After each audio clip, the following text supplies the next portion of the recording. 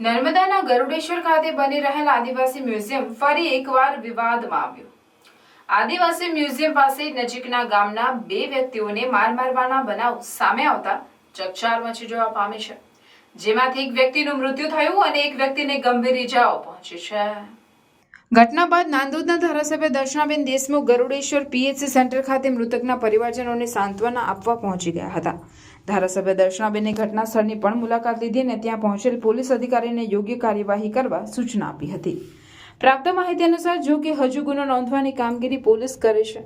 પ્રાપ્ત માહિતી અનુસાર 6 લોકો વિરુદ્ધ ગુનો નોંધવાની કામગીરી ચાલી રહી છે. આ બનાવના પગલે ધારાસભ્ય ચૈતર વસાવા પણ દોડી ગયા હતા અને જવાબદારો સામે કાર્યવાહીની માંગ કરી છે. જાણવા મળેલ માહિતી મુજબ 2 વ્યક્તિઓને મારનાર વ્યક્તિઓ આદિવાસી મ્યુઝિયમમાં કામ કરતા હોય તેમ જાણવા મળ્યું છે. સમગ્ર મામલો ચર્ચાનો વિષય બન્યો છે.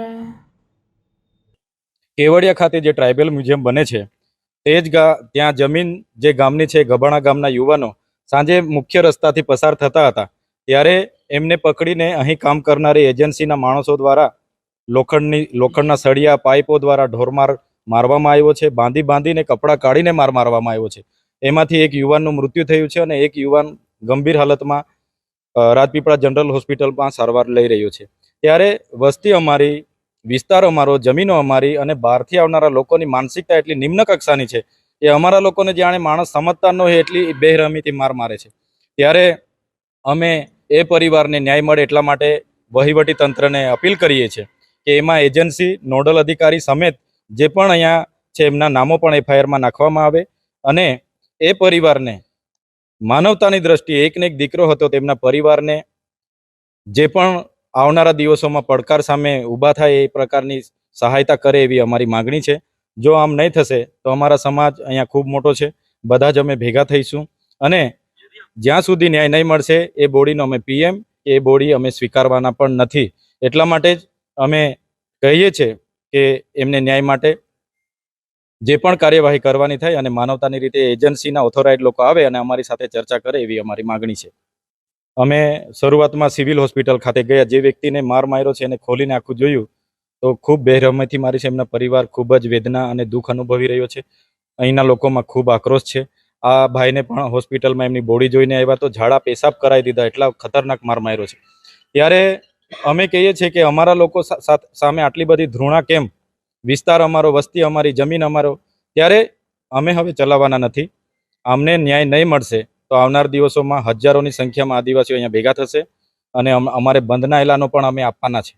એમને ન્યાય મળશે. આવતીકાલે પણ અમે સ્ટેચ્યુ ઓફ યુનિટી બંધનું એલાન આપીશું.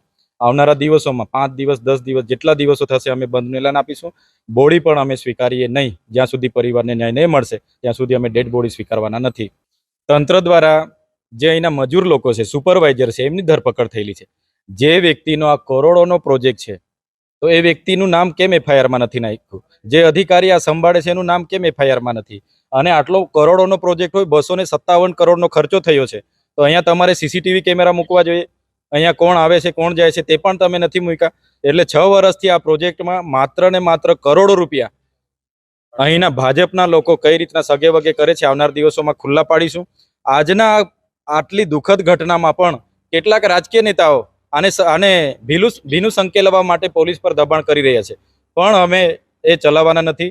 જે પણ રાજકીય નેતા ભીનું સંકેલવા પ્રયાસ કરતા હોય એમને પણ આપના માધ્યમથી કહીએ છીએ કે આદિવાસી સમાજનો એક દીકરો મર્યો છે, એના પિતા એકને એક દીકરો ગુમાવીને બેઠા છે, એટલે એમને ન્યાય નહીં મળશે તો અમે આવનાર દિવસોમાં ઉગ્ર આંદોલન કરીશું.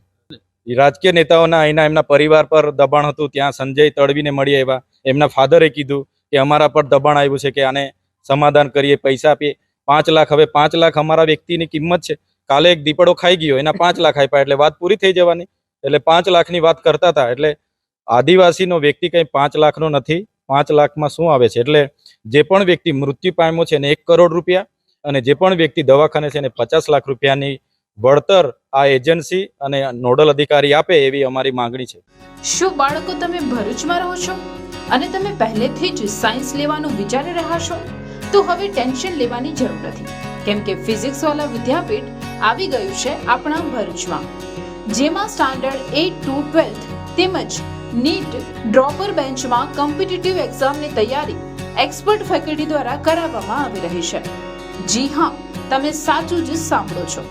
અહીંયા સ્ટુડન્ટને મળશે વેલ ડેવલપ ક્લાસ, એસી, સ્માર્ટ બોર્ડ.